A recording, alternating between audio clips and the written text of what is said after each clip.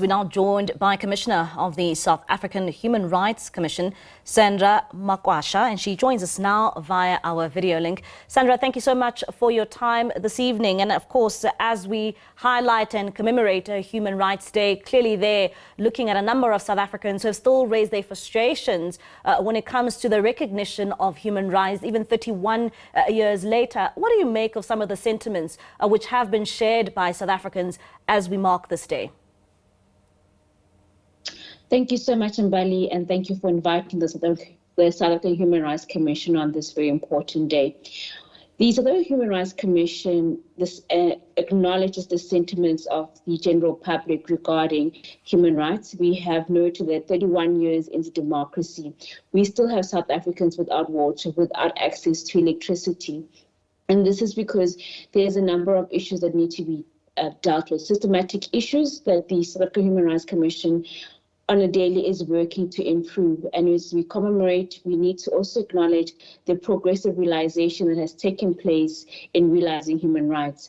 We acknowledge that schools have been built, IDs have been given to a number of people, but the very same concerns are highlighted by those who are living in poverty. We saw the budget speech speak to some of these issues, but at the end of the day, we noted that it didn't not speak much to the realization of human rights. So this is what the Commission has noted, that in celebrating 31 years of of human rights, we still have to work into realizing that people have not really realized the human rights as enshrined in the Constitution. A lot of work needs to still be done, as well as we need to also look into the competing interest, the new age of technology and the impact of technology on human rights, as well as the use of social media, AI, in the violation of human rights. And as you highlight some of the challenges that we are still faced with as a nation, regardless of us celebrating and marking Human Rights Day,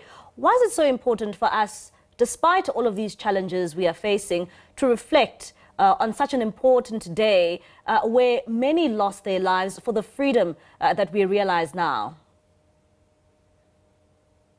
Those who forget history tend to repeat it. And I think this is always a reminder for all South Africans that we lost lives in Sharpeville, it impacted a whole generation of people.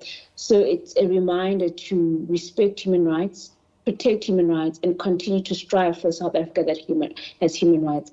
But it also allows us to celebrate the achievements we've done in realizing human rights, and allowing us to reflect on the pathway that we need to take as a collective to achieve collective human rights, but also focusing on the most vulnerable members of our society and ensuring that their voices are part of this discussion in respect of human rights. And what do you make of those, who feel as if they've been left out, particularly when it comes to service delivery challenges, and including things like, high unemployment rate, some not having access to water, sanitation, some not having access to roads, and they feel as if that is really their right. And also just some of their basic rights like water and electricity. What do you make of those who feel as if they really have been left out?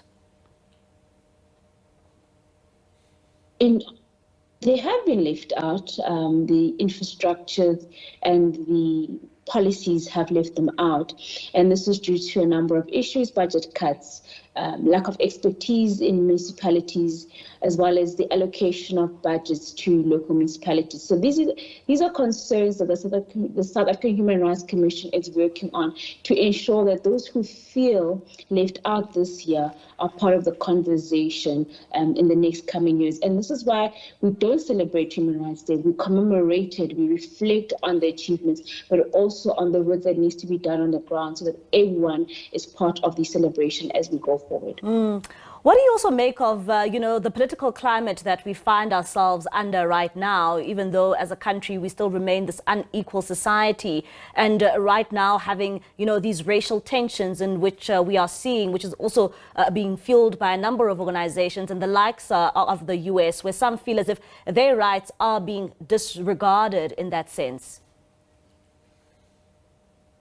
I think as part of the current political climate, the Human Rights Commission observed, and this is why, in partnership with SAFA and approved by FIFA, we had the pledge, which was read by the captain of the Bafana Bafana before the match started today, and that's where we were today, just to remind South Africans of the role we need to play in observing human rights.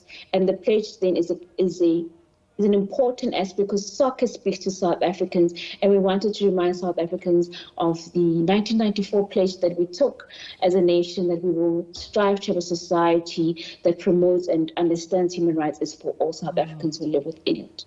How far are we in terms of realizing, human rights in this country, particularly when we highlight them on days of this nature, even though we can see that, some people are still pained by just their basic human rights, which they feel has not even been delivered to them. So when it comes to, days like these and in terms of realizing equal rights as a country, how far are we as South Africa? We are making strides in the right direction, and maybe the strides are at a snail's pace. And that is the unfortunate, frustrating part for South Africans, is that the realization is not at a pace that is at what we need it to be.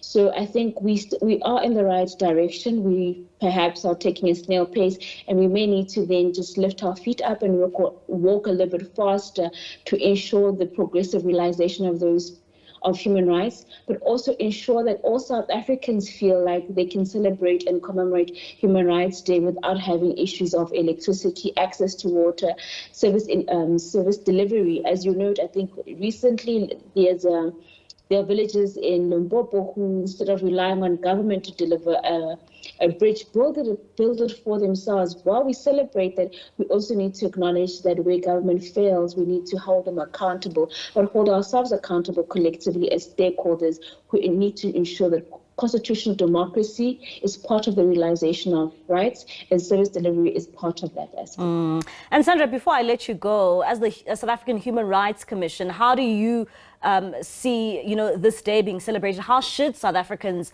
mark a day of this nature? A day of this nature requires a reflection on the most vulnerable communities. Have we actually ensured that their rights have been realized? And as you've noted, as you correctly stated, the current political climate, especially of human rights, is essentially saying that human rights are no longer important, as we've seen internationally, but also locally. We've seen the deaths of young children who have been sold by their parents, and also we've seen load reduction, load shedding, and we've had inquiries to that. Recently, we had the Northwest inquiry into Scholar Patrol. And those issues are still at the center of the Commission's mandate, and we are focusing on those issues to ensure that all South Africans can say, in 2026, am able to have access to water because someone heard my voice and someone made sure that I got access to water. Sandra, thank you so much for your time this evening.